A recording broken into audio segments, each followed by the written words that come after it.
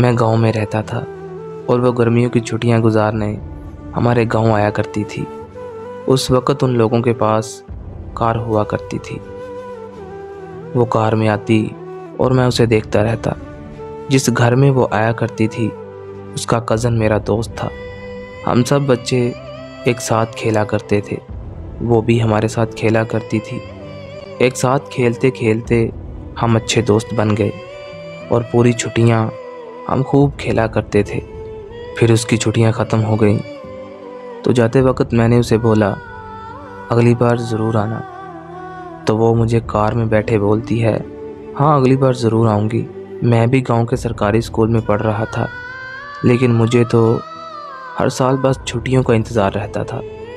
एक साल गुजर गया और फिर से स्कूल में छुट्टियां हो गई। वो फिर से छुट्टियां गुजारने गांव आई। मैं बहुत खुश था। इस बार हम और अच्छे दोस्त बन गए और वो मेरे लिए शहर से एक तोहफ़ा भी लाई थी जो आज तक मैंने संभाल रखा है। छुट्टियां ख़त्म हुई और वो वापस चली गई। इस बार मुझे उससे शिद्दत वाला प्यार हो गया। मैंने सोचा कि इस बार उसे बता दूंगा कि मैं उसे बहुत प्यार करता हूँ। बहुत ज़्यादा इंतज़ार करने के बाद आखिरकार ये साल भी ख़त्म हो गया और वो फिर से गांव आई। इस बार वो बहुत प्यारी लग रही थी।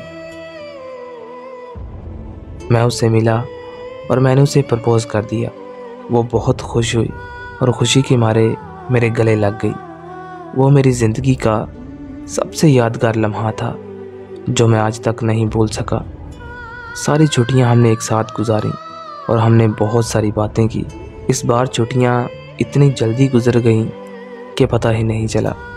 वो वापस चली गई और मैं फिर से उसका इंतज़ार करने लगा। ये साल गुजारना मेरे लिए बहुत मुश्किल हो रहा था। मैं बस हर वक्त उसका इंतज़ार करता रहता था। मुझे उससे बेपनाह मोहब्बत हो गई। उसका इतना इंतज़ार करने के बाद आखिरकार ये साल भी गुजर गया। हर साल की तरह आज भी मैं उसकी गाड़ी का इंतज़ार कर रहा था। उसकी गाड़ी मुझे दूर से नज़र आई तो मैं बहुत खुश था कि मैं आपको बता नहीं सकता। पूरे एक साल के बाद मुझे उससे मिलना था, लेकिन जब वो घर आई और गाड़ी से उतरी तो उसने मेरी तरफ देखा ही नहीं और अंदर चली गई। मुझे बहुत अजीब लगा। इस दफ़ा वो 2 दिन में ही वापस चली गई। ना उसने मुझसे बात की, ना मेरी तरफ देखा। मैं बहुत परेशान हुआ। मैंने अपने दोस्त से पूछा कि यार ये इतनी जल्दी वापस क्यों चली गई? तो उसने मुझे बताया कि वो कहती है कि तुम उसके काबिल नहीं हो, वो तुम्हें मुकम्मल तौर पर छोड़ चुकी है। ये बात सुन के मैं तो अपने होश ही खो बैठा। मैं जिसके लिए पल पल मर रहा था, जिसका इंतज़ार मैं इतनी शिद्दत से कर रहा था, वो मेरे साथ ऐसा कर सकती है। मेरे पास उससे रब्ता करने का कोई ज़रिया नहीं था। मैंने अपने दोस्त को बोला कि चलो शहर उसके घर चलते हैं। जब हम उसके घर पहुंचे तो उसने मिलने से इनकार कर दिया, लेकिन मुझे उससे बात करनी थी।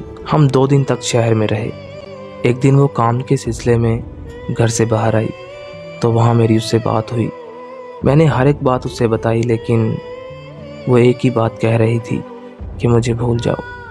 लेकिन मैं उसे कैसे भूल सकता था? उसके बाद हम गांव वापस आ गए।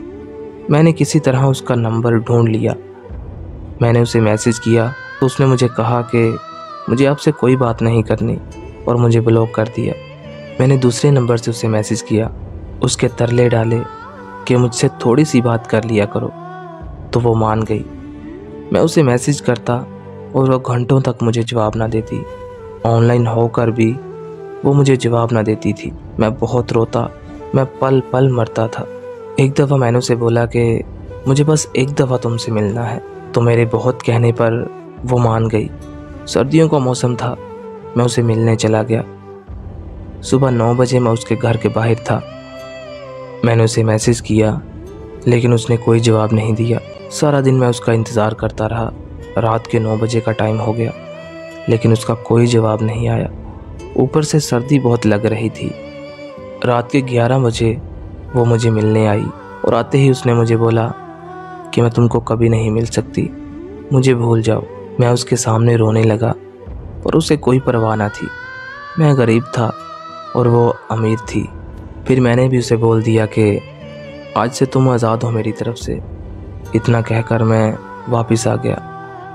आज 3 साल हो गए हैं। ऐसा नहीं है कि मैं उसे याद नहीं करता, मैं उसे बहुत याद करता हूँ। बस मेरी गरीबी की वजह से मैं उसे हासिल नहीं कर पाया।